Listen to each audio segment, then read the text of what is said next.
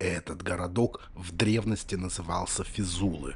Он намного старше Флоренции и был основан еще этрусками. Но в третьем веке до нашей эры его захватили римляне и оставили в память о себе стены и исторические руины.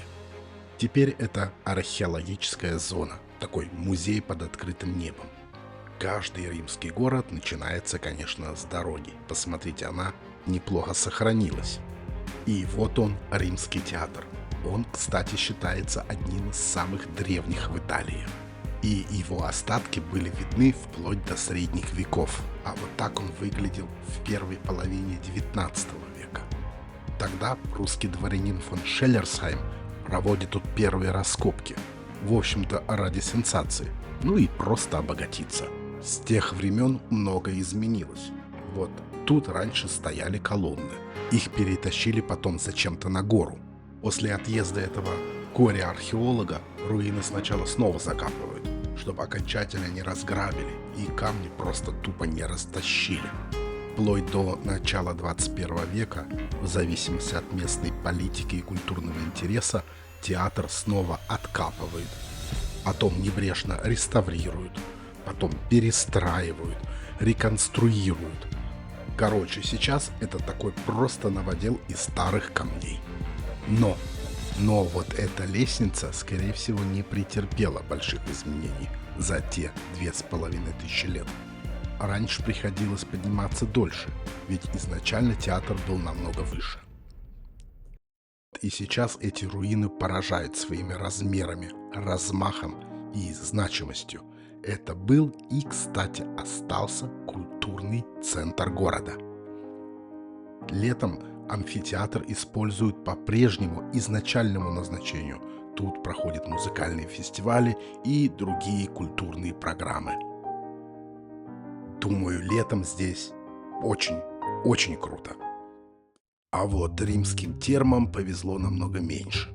Они были построены предположительно тоже в первом веке до нашей эры, но их изначальный облик навсегда утерян. Можно только предположить планировку помещений и представить, что здание имело цилиндрические своды и потолочные отверстия для света, типа как в Помпеях, только поменьше. Первые раскопки начались в конце 19 века. Тогда пытались лишь сохранить и частично реконструировать сооружение на основе знаний того времени. Тогда и реконструировали эти две печи. Горячий воздух поступал в кальдари через вот эту арку. Понятно, что вот этот гиппокауст тоже хорошо реконструирован. Как, впрочем, и этот мраморный бассейн, точнее, что от него осталось. Вот еще одна арка рядом с бассейном. Видимо, там дальше когда-то стояли другие печи. Это уже фригидарий. Звучит красиво, но на самом деле это просто холодные ванны. Помещение разделяется вот этими вот арками. Большинство камней — это оригинал, но во время реконструкции их решили зачем-то обработать. Судя по трещинам в стене, можно предположить, что реконструкция реально не задалась. Камушки, наверное, собирали так же, как и эту стену в Милане, по номеркам. Не знаю, как вам, но мне реально трудно представить, как раньше все здесь это было. Тут попроще. Это бассейн. Это большой бассейн. Мы тут все снимаем, а по территории ходит человечек. Следит, наверное, чтобы никто не стырил камушек или не начал купаться в этом бассейне. Не так уж сильно и хочется. Топаем дальше, и вот он, этрусско-римский храм.